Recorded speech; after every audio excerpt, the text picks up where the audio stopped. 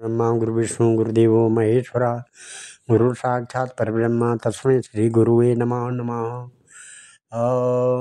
आदो देवकी देवगर्भजननं गोपी गिरिवर्धनं माया पूतन जीवतापहरणं गोवर्धनोद्धारणं कंसच्छेदन कौरवादिहननं कुन्तीसुतापालनम् एतत् श्रीमद्भागवतं पुराणकथितं श्रीकृष्णलीलामृतं निगमकल्पतरोर्गलितं फलं शुकमुखाद्रव अमृतसंयुतं पिबत भागवतं रसमालया मुहुरहो रसिका भूरि भावुकाः।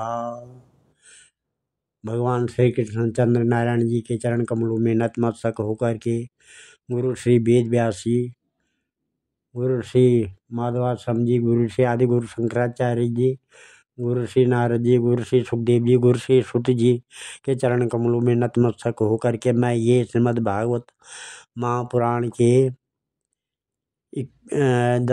दसम स्कंद का 81वां अध्याय शुरू करने जा रहा हूँ, जिसमें आज का प्रसंग है सुदामा जी को ऐश्वर्य की प्राप्ति।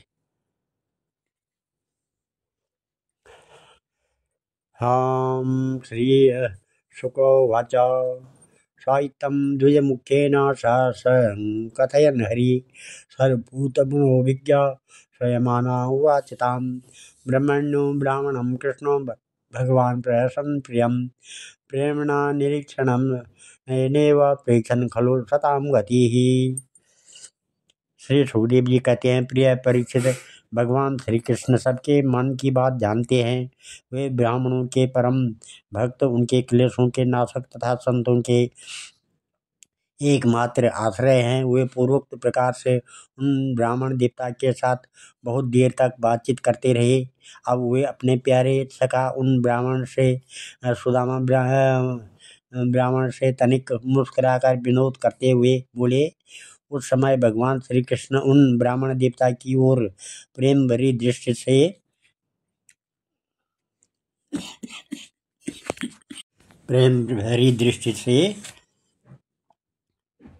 करते बोले। उस समय भगवान श्री कृष्ण उन ब्राह्मण देवता की ओर प्रेम भरी दृष्टि से देख रहे थे। श्री भगवान कृष्ण ने कहा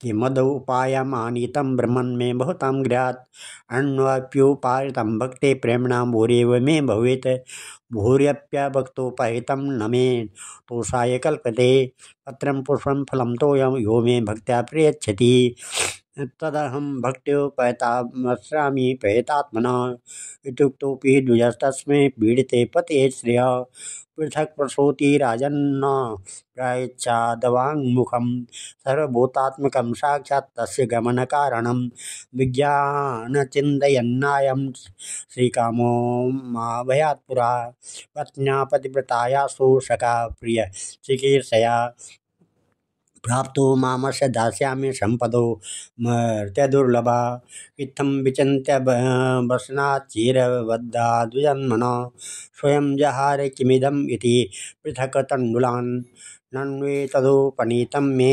परमप्रीणनं सखे तर्पयन्त्यङ्गं विश्वमेति पृथक् तण्डुला मुष्टिं सकृज्जग्ध्वा द्वितीयं जगदुमादरे तावत् श्रीजगृहे हस्तं तत्परा परमेक्षिणा एतावतारं विश्वात्मं सर्वसम्पत्समृद्धे अस्मिन् लोके अथवा अस्मिन् पुंसस्त्वत्सोऽसकारणं ब्राह्मणस्तं तु रजनीम् उषित्वाच्युतमन्दिरे भुक्त्वा पीत्वा सुखं मेने आत्मनं स्वर्गतं यथा।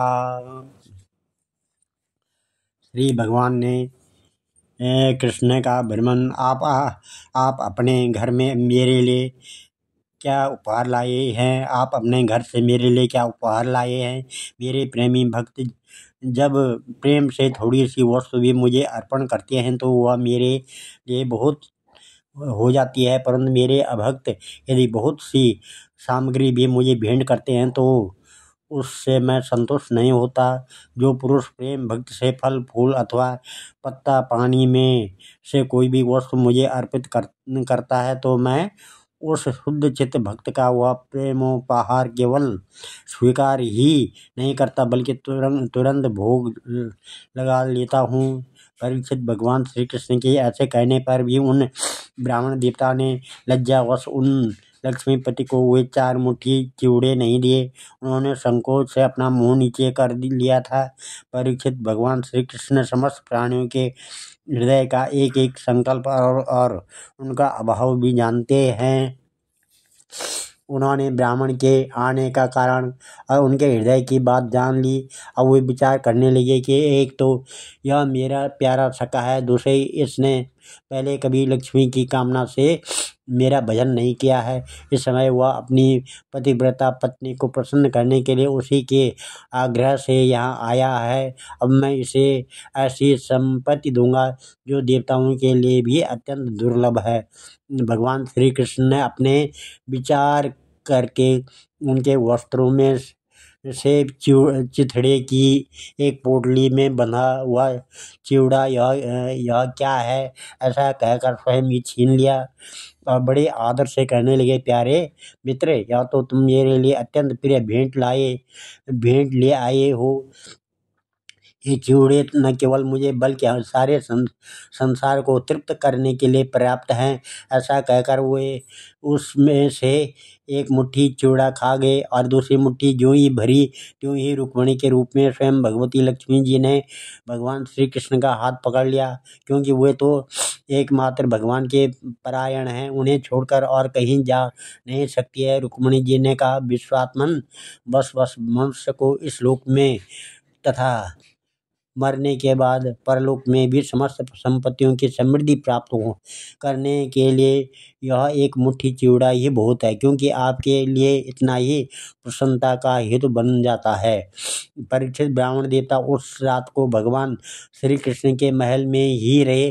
उन्होंने बड़े आराम से वहाँ खाया पिया और ऐसा अनुभव किया मानो मैं वैकुंठ में पहुँच गया हूँ।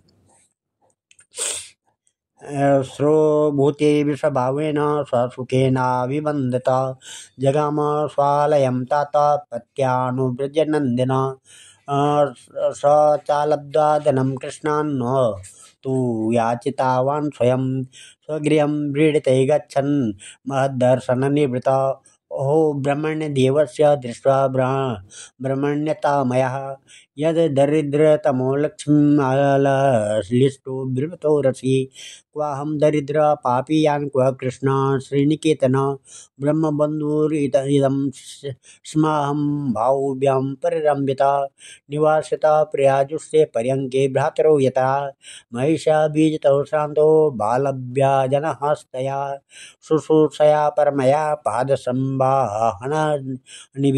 पूजितो देवदेवेन विप्रदेवेन देववत् स्वर्गापवर्गयो पुंसा सायां भूय सम्पदां सर्वासामपि सिद्धीनां मूलं तच्चरणार्चनम् अदनोऽयं धनं प्राप्य मध्यानुचरणमां स्मरेत् इदं कारुणिको नूनं धनं मे भूरि न ददात् इदं तच्चिन्तयन्नन्तः प्राप्तो निजगृहान्तिकम् सूर्यानलेन्दुसङ्काशे विमाने सर्वतोवृतं विचित्रोपवनोद्याने क्रोधद्विजकुलाकुले प्रोत्फुल्लकुमुदो कुमुदाम्भोज कल्वारोत्पलवारिभिः दुष्टं स्वलङ्कृते पोंभिः स्त्रीभिस्सहरणाक्षिभिः किमिदं कश्यवास्थानं कथं तदिद इत्यभूत् एवमिमां समानं तं नरा नार्यो अमरप्रभा प्रत्यगृह्णन् महाभागं गीतवाद्येन भूयसा पतिमागतमहाकर्ण्यं पत्न्यो वर्षातिसम्भ्रमा निश्चक्रमं गृहतूर्णं रूपिणी श्रीरिवालयात् पतिव्रता पतिं दृष्ट्वा प्रेमोत्कण्ठा अश्रुलोचना मीलिताक्षानमद्बुद्ध्या मनसा परिषद्वये पत्नी वीक्षा विस्फुरन्ती देवीं पैमानिकीमिव दासीनां निष्कण्ठीनां मध्ये भान्ति सा विस्मिता प्रीता स्वयं तया युक्ता प्रविष्टो निज मंदिरम मणिस्तंभस्तोपेतं महेन्द्रो भवनं यथा अफेना निवासय्या दन्तः रुक्म परिच्छदा पर्यंका हेमदंडानि चामर व्यंजनानि च आसनानि च हेमानि मृदपस्तरणानि च मुक्तादाम विलम्बिनी वितानानि दुमन्ति च स्वच्छ स्फटिक कुंडेषु महामारकतेषु च रत्नदीप भ्राजमाना ललना रत्नसंयुता विलोक्य ब्राह्मणस्तत्र समृद्धि सर्वसंपदां तर्कयामास निव्यग्र स्वस रिद्धिम हेतु किम। इस प्रकार से परीक्षित श्री कृष्ण से ब्राह्मण को प्रत्यक्ष रूप में कुछ भी न मिला, फिर भी उन्होंने उनसे कुछ मांगा नहीं। वे अपने चित्त की करतूत पर कुछ लज्जित से होकर भगवान श्री कृष्ण के दर्शन जनित आनंद में डूबते उतराते अपने घर की ओर चल पड़े। वे मन ही मन सोचने लगे, ओहो कितने आनंद और आश्चर्य की बात है, ब्राह्मणों को अपना इष्ट देव मानने वाले भगवान श्री कृष्ण की ब्राह्मण भक्ति आज मैंने अपनी आँखों से देख ली। धन्य है जिनके वक्षस्थल पर स्वयं लक्ष्मी जी सदा विराजमान रहती है। उन्होंने मुझ अत्यंत दरिद्र को अपने हृदय से लगा लिया। कहाँ तो मैं अत्यंत पापी और दरिद्र, और कहाँ लक्ष्मी के एकमात्र आश्रय भगवान श्री कृष्ण, परंतु उन्होंने यह ब्राह्मण है ऐसा समझकर मुझे अपनी भुजाओं में भरकर हृदय से लगा लिया। इतना ही नहीं, उन्होंने मुझे उस पलंग पर सुलाया जिस पर उनकी प्राण प्रिया रुक्मिणी जी शयन करती है, मानो मैं उनका सगा भाई हूँ। कहाँ तक कहूँ, मैं थका हुआ था, इसलिए स्वयं उनकी पटरानी रुक्मिणी जी ने अपने हाथों चंवर डुलाकर मेरी सेवा की। ओहो देवताओं के आराध्य देव होकर भी ब्राह्मणों को अपना इष्ट देव मानने वाले प्रभु ने पांव दबाकर अपने हाथों से खिला खिला पिलाकर मेरी अत्यंत सेवा शुश्रूषा की और देवता के समान मेरी पूजा की। स्वर्ग मोक्ष पृथ्वी और रसातल की संपत्ति तथा समस्त योग सिद्धियों की प्राप्ति का मूल उनके चरणों की पूजा ही है। फिर भी परम दयालु श्री कृष्ण ने यह सोचकर मुझे थोड़ा सा भी धन नहीं दिया कि कहीं यह दरिद्र धन पाकर बिल्कुल मत वाला न हो जाए और मुझे न भूल बैठे। इस प्रकार मन ही मन विचार करते करते ब्राह्मण देवता अपने घर के पास से पहुंच गए। वहाँ क्या देखते हैं कि सब स्थान सूर्य अग्नि और चंद्रमा के समान तेजस्वी रत्न निर्मित महलों से घिरा हुआ है। ठौर ठौर चित्र विचित्र उपवन उद्यान बने हुए हैं तथा उनमें झुंड के झुंड रंग बिरंगे पक्षी कलरव कर रहे हैं। सरोवरों में कुमुदिनी तथा श्वेत नील और सौगंधिक भांति भांति के कमल खिले हुए हैं। सुंदर सुंदर स्त्री पुरुष बन ठनकर इधर उधर विचर रहे हैं। उस स्थान को देखकर ब्राह्मण देवता सोचने लगे, मैं यह क्या देख रहा हूँ, यह किसका स्थान है? यदि यह वही स्थान है जहाँ मैं रहता था तो यह ऐसा कैसे हो गया? इस प्रकार वे सोच ही रहे थे कि देवताओं के समान सुंदर सुंदर स्त्री पुरुष गाजे बाजे के साथ मंगल गीत गाते हुए उस महाभाग्यवान ब्राह्मण की सुदामा जी की अगवानी करने के लिए आए। पतिदेव का शुभागमन सुनकर ब्राह्मणी को अपार आनंद हुआ और वह हड़बड़ा कर जल्दी जल्दी घर से निकल आई। वह ऐसी मालूम होती थी मानो मूर्तिमती लक्ष्मी जी ही कमल वन से पधारी हो। पति को देखते ही पतिव्रता पत्नी के नेत्रों में प्रेम और उत्कंठा के आवेग से आंसू छलक आए। उसने अपने नेत्र बंद कर लिए। ब्राह्मणी ने बड़े प्रेम भाव से उन्हें नमस्कार किया और मन ही मन आलिंगन भी। प्रिय परीक्षित, ब्राह्मण पत्नी सोने का हार पहनी हुई दासियों के बीच में विमान स्थित देवांगना के समान अत्यंत शोभायमान एवं देदीप्यमान हो रही थी। उसे इस रूप में देखकर वे विस्मित हो गए। उन्होंने अपनी पत्नी के साथ बड़े प्रेम से अपने महल में प्रवेश किया। उनका महल क्या था, मानो देवराज इंद्र का निवास स्थान। इसमें मणियों के सैकड़ों खंभे खड़े थे। हाथी के दांत के बने हुए और सोने के पात से मंडे हुए पलंगों पर दूध के फेन की तरह श्वेत और कमल बिछौने बिछ रहे थे। बहुत से चंवर वहां रखे हुए थे, जिनमें सोने की डंडियां लगी हुई थी। सोने के सिंहासन शोभायमान हो रहे थे, जिन पर बड़ी बड़ी कोमल कोमल गद्दियां लगी हुई थी। ऐसे चंदोये भी झिलमिला रहे थे, जिनमें मोतियों की लड़ियां लटक रही थी। स्फटिक मणि की स्वच्छ भीतों पर पढ़ने की पच्चीकारी की हुई थी।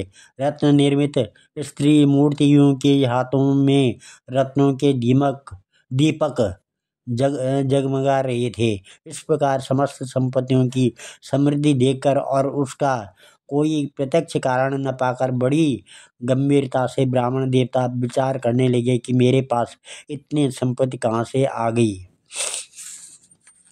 नूनं भवेत्तनममं दुर्भगस्य ससद्दरिद्रस्य समृद्धिहेतु महाविभूतेरवलोकतोऽन्यो नैवोपपद्येत यदुत्तमस्य।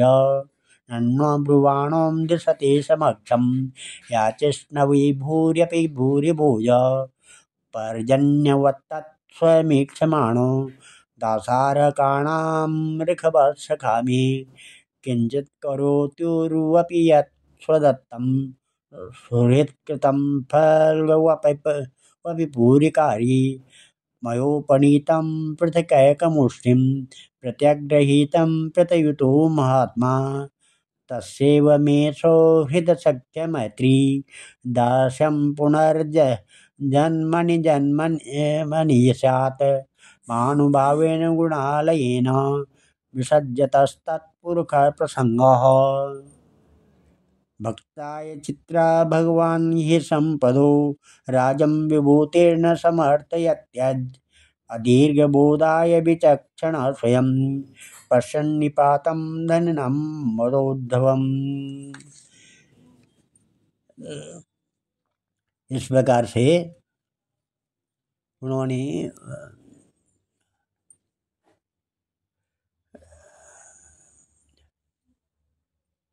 ये मन कहने लगे, मैं जन्म से ही भाग्यहीन और दरिद्र हूँ, फिर मेरी इस संपत्ति समृद्धि का कारण क्या है। अवश्य ही परम ऐश्वर्यशाली यदुवंश शिरोमणि भगवान श्री कृष्ण के कृपा कटाक्ष के अतिरिक्त और कोई कारण नहीं हो सकता है।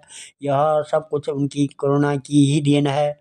स्वयं भगवान श्री कृष्ण पूर्ण काम और लक्ष्मीपति होने के कारण अनंत भोग सामग्रियों से युक्त हैं, इसलिए वे याचक भक्त को उसके मन का भाव जानकर बहुत कुछ दे देते हैं, परंतु उसे समझते हैं बहुत थोड़ा, इसलिए सामने कुछ कहते नहीं। मेरे यदुवंश शिरोमणि सखा श्याम सुंदर सचमुच उस मेघ से भी बढ़कर उदार हैं, जो समुद्र को भर देने की शक्ति रखने पर भी किसान के सामने न बरस कर उसके सो जाने पर रात में बरसता है और बहुत बरसने पर भी थोड़ा ये समझता है।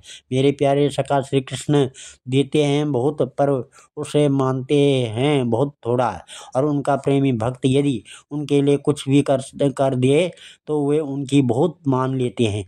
देखो तो सही, मैंने उन्हें केवल एक मुट्ठी चिवड़ा भेंट किया था, पर उदार शिरोमणि श्री कृष्ण ने उसे कितने प्रेम से स्वीकार किया। मुझे जन्म जन्म का उन्हीं का प्रेम, उन्हीं की हितैषिता, उन्हीं की मित्रता और उन्हीं की सेवा प्राप्त हो। मुझे संपत्ति की आवश्यकता नहीं है, सदा सर्वदा उन्हीं गुणों के एकमात्र निवास स्थान महानुभाव भगवान श्री कृष्ण के चरणों में मेरा अनुराग बढ़ता जाए और उन्हीं के प्रेमी भक्तों का सत्संग प्राप्त हो। अजन्मा भगवान श्री कृष्ण संपत्ति आदि के दोष जानते हैं। वे देखते हैं कि बड़े बड़े धनियों का धन और ऐश्वर्य के मद से पतन हो जाता है, इसलिए वे अपने अदूरदर्शी भक्त को उसके मांगते रहने पर भी तरह तरह की संपत्ति, राज्य और ऐश्वर्य आदि नहीं देते। यह उनकी बड़ी कृपा है। परीक्षित, अपनी बुद्धि से इस प्रकार निश्चय करके हुए ब्राह्मण देवता त्याग पूर्वक अनासक्त भाव से अपनी पत्नी के साथ भगवत प्रसाद रूप विषयों को ग्रहण करने लगे और दिनों दिन उनकी प्रेम भक्ति बढ़ने लगी। इत्थं व्यवस्थितो बुद्ध्या भक्तो तेव जनार्दने विषयांजनायया त्यक्षन् भोज्ये नीतिलम्पटः तस्य वे देवदेवस्य हरे यज्ञपते प्रभो ब्राह्मण प्रभुवो दैवं न तेभ्यो विद्यते परम। इस प्रकार से प्रिय परीक्षित देवताओं के भी आराध्य देव भक्त भयहारी यज्ञपति सर्वशक्तिमान स्वयं भगवान स्वयं ब्राह्मणों को अपना प्रभु अपना इष्टदेव मानते हैं, इसलिए ब्राह्मणों से बढ़कर और कोई भी प्राणी जगत में नहीं है। एवं स विप्रो भगवत्सुहृत्तदा दृष्टा स्ववृत्तिरजितं पराजितम् तद्ध्यान वेगोद्ग्रथितात्मनः बन्धना तद्धाम लेवे चरिता सतां गतिः। इस प्रकार भगवान श्री कृष्ण के प्यारे सखा उस ब्राह्मण ने देखा कि यदि भगवान अजित हैं, किसी के अधीन नहीं हैं, फिर भी वे अपने सेवकों के अधीन हो जाते हैं, उनसे पराजित हो जाते हैं। अब वे उन्हीं के ध्यान में तन्मय हो गए। ध्यान के आवेग से उनकी अविद्या की गांठ कट गई और उन्होंने थोड़े ही समय में भगवान धाम, जो कि संतों का एकमात्र आश्रय है, प्राप्त किया। एतद् ब्राह्मण देवस्य श्रुत्वा ब्राह्मण्यतां नरः लब्धभावो भगवती कर्मबन्धान् विमुच्यते। परीक्षित ब्राह्मणों को अपना इष्टदेव मानने वाले भगवान श्री कृष्ण की इस ब्राह्मण भक्ति को जो सुनता है, उसे भगवान के चरणों में प्रेम भाव प्राप्त हो जाता है और वह कर्म बंधन से मुक्त हो जाता है। आज इस कथा को यहीं पर हम विराम देते हैं। कल 10वें स्कंद का 82वां श्लोक जिसमें भगवान श्री कृष्ण बलराम से गोप गोपियों की भेंट, ये प्रसंग चलेगा। ओम नमः ध्येयं सदा परिभवग्नम विष्णुदोहं तीर्थात् पदं शिववीराञ्चनुतं शरणं भृत्यात्यहं प्रणतपाल भवाब्धिपोतं वन्दे महापुरुषते चरणारविन्दम्। ओम नमः। सर्वे भवन्तु सुखिनः, सर्वे सन्तु निरामया, सर्वे भद्राणि पश्यन्तु, मा कश्चित् दुःखभाग् भवेत्। धन्यवाद।